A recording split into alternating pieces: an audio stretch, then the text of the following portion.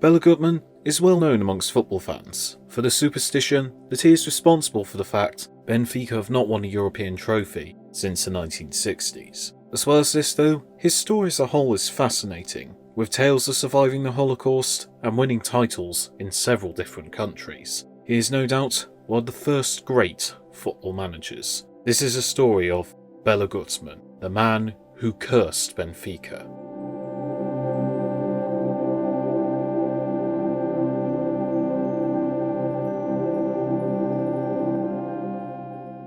Bela Guttmann was born in Budapest on the 27th of January 1889 to a pair of Jewish dance teachers. He learned to become a dance instructor himself and would also gain a degree in psychology. He joined MTK Hungary in 1921, playing a part in them winning consecutive league titles. He was forced to flee to Vienna when the Admiral Horthy regime saw over 3,000 Hungarian Jews murdered. He would spend 4 years at all-Jewish club Hakoah Vienna, winning the league with them and joining them as they went on a tour of the United States. Guttmann would stay in the US and would help New York Hakoah win the US Open Cup. Guttmann retired as a player at 32 and had lived a life from a Hollywood film in America, having invested in speakeasies during Prohibition and losing almost everything during the Wall Street crash of 1929. He had also been capped 4 times to the Hungary squad. He would return to Europe in 1932 and would spend time coaching his former side Hakoah Vienna, followed by a spell in the Netherlands with SC Enschede. A spell at Újpest FC in Hungary saw him gain his first honours as a coach, as in 1939 they won the Hungarian League as well as the Mitropa Cup, the predecessor to the European Cup.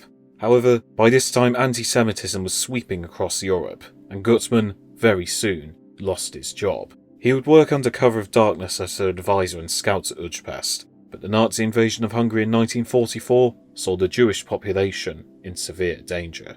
Guttmann initially hid in an attic, whilst around 8,000 Hungarian Jews were sent to their deaths a day. Eventually, Guttmann was sent to a forced labour camp. Guttmann was tortured, whilst family and friends of his were murdered at Auschwitz. Shortly before he was due to be sent to Auschwitz himself, Guttmann, along with fellow Jewish Hungarian football coach Erno Erbstein, managed to escape to neutral Switzerland. Guttmann was one of a handful of survivors of the Jewish Hungarian community following the Holocaust. Guttmann would barely speak of his experiences during the war for the rest of his life. He quickly returned to management, taking charge of Vasas SC, and then joined Romanian side Caiucanul. As a result of food shortages, Guttmann requested that he was paid in vegetables, but soon left the club when a director got involved with selecting the team. Guttmann returned to Újpest and won them the Hungarian League again, but his spell was short, something that was becoming a common theme. Guttmann did not believe in sticking around for too long. He felt that in the first season, the coach gets to work quietly, the second season is more difficult, and the third season is fatal. If there was something he didn't like, he would simply pack his bags and walk away from the club.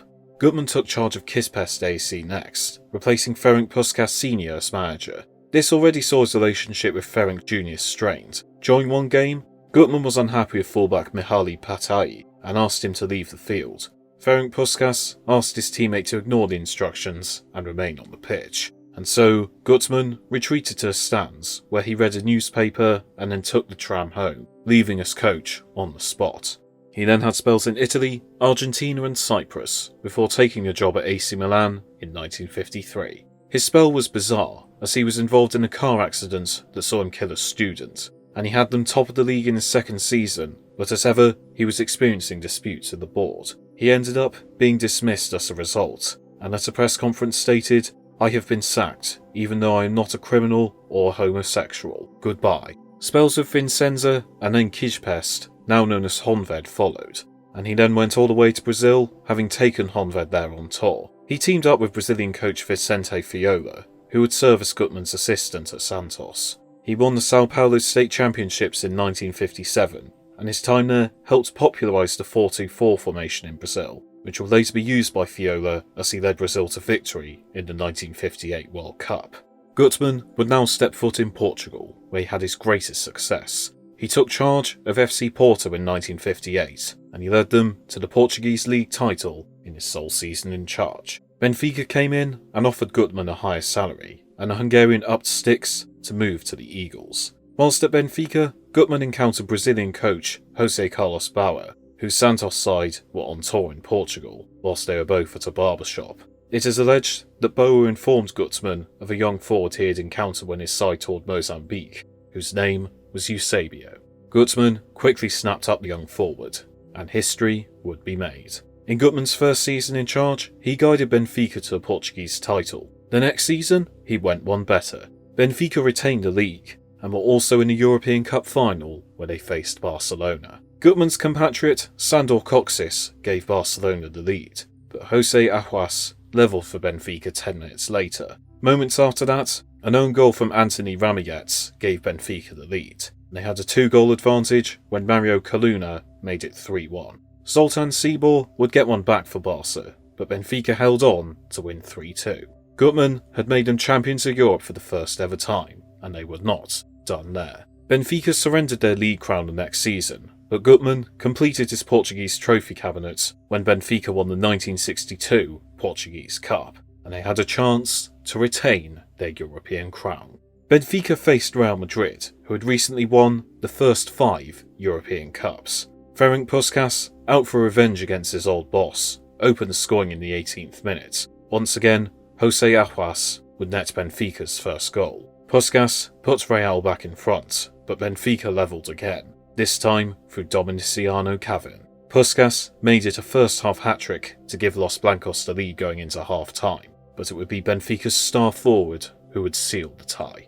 Mario Coluna levelled for Benfica, and a brace for Eusebio was enough to seal a 5-3 win for Benfica and a consecutive European crown. Soon after the final, Guttmann approached the Benfica board, saying he felt his success had earned him a pay rise. He was, however, turned down, and the fallout saw him walk away from his job once more.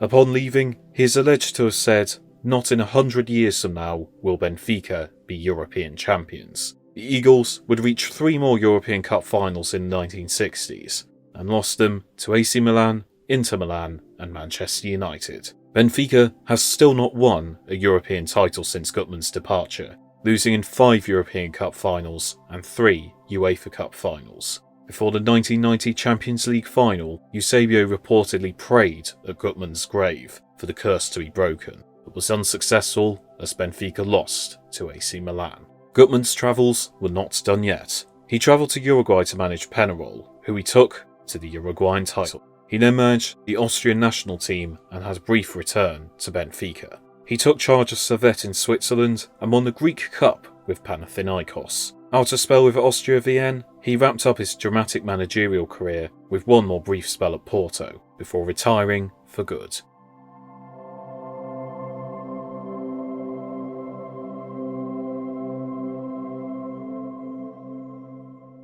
Bela Guttmann died on the 28th of August 1981 in Vienna at the age of 80. In 2014, to celebrate Benfica's 110th birthday, a statue of Guttmann holding 2 European Cups was unveiled outside the Estadio del Luis, with many wondering how many more the club might have had if his request for a pay rise had been accepted. Bela Guttmann was a unique character.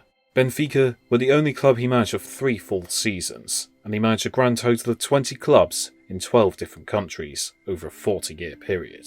Controversy may have followed him wherever he went, but what also followed him was success. At a time where many managers stayed in the background, he is one of the first managers who seeked the limelight, and he inspired the players he managed to win an incredible array of honours. During the war, the odds condemned him to death, but he found a way to survive and teach the game to so many. He was a one-of-a-kind character, and who knows if anyone will be able to lead Benfica to European glory as he did and end the Bela Guttmann curse.